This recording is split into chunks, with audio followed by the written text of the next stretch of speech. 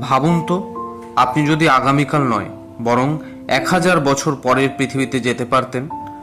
শুনতে science fiction মনে হলেও আধুনিক পদার্থবিজ্ঞানে কিছু তত্ত্ব বলছে টাইম ট্রাভেল হয়তো অসম্ভব নয়।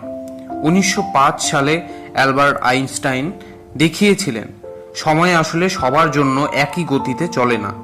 আপনি যদি আলোর গতির কাছাকাছি বেগে ভ্রমণ করেন তাহলে আপনার জন্য সময় ধীরে ধীরে চলবে। কিন্তু এখানেই শেষ নয়।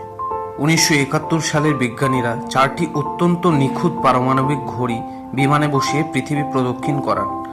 ফিরে আসার পর দেখা যায় ঘড়িগুলো পৃথিবীতে থাকা ঘড়ির তুলনায় সামান্য ভিন্ন সময় দেখাচ্ছে। অর্থাৎ ক্ষুদ্র পরিসরে হলেও টাইম ট্রাভেল বাস্তবে ঘটেছে। এবার আসি এক রহস্যময় ঘটনার কথায়। 1950 সাল নিউ ইয়র্কের টাইম স্কোয়ারে হঠাৎ একজন মানুষ উপস্থিত হয়েছিলেন বলে একটি জনপ্রিয় গল্প প্রচলিত আছে। বলা যায় তার পোশাক ছিল 1800 শতকের মতো।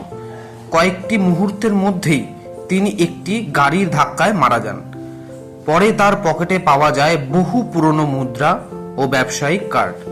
যদিও এই ঘটনার সত্যতা নিয়ে বিতর্ক রয়েছে, তবুও এটি টাইম ট্রাভেল রহস্যের অন্যতম আলোচিত গল্প। আরও অদ্ভুত বিষয় হলো মহাবিশ্বে এমন কিছু তাত্ত্বিক কাঠামো আছে যাকে ওয়ার্ম হোল বলা হয়। এটি সময় ও স্থানের শর্টকাট হতে পারে। যদি কোনো উন্নত সভ্যতা ওয়ার্ম হোল নিয়ন্ত্রণ করতে পারে তাহলে তারা হয়তো অতীত বা ভবিষ্যতে যাতায়াত করতে সক্ষম হবে। এখন একটি প্রশ্ন, যদি ভবিষ্যতে টাইম মেশিন আবিষ্কার হয় তাহলে ভবিষ্যতের মানুষ আজ আমাদের সামনে এসে দাঁড়াচ্ছে না কেন? কিছু বিজ্ঞানী মনে করেন টাইম মেশিন তৈরি হওয়ার আগেই সময়ে ফিরে যাওয়া সম্ভব নয়।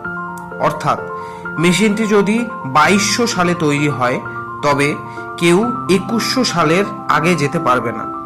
আরেকটি চমকপ্রদ তথ্য বলছে হয়তো ভবিষ্যতের মানুষ ইতিমধ্যেই আমাদের মাঝে আছে, কিন্তু আমরা তাদের চিনতে পারছি না।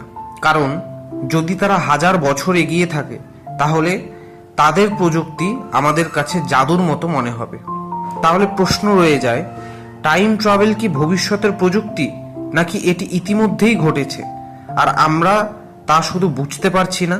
আপনার কি মনে হয়, ভবিষ্যৎ থেকে কেউ কি এখন আমাদের পৃথিবীতে এসেছে?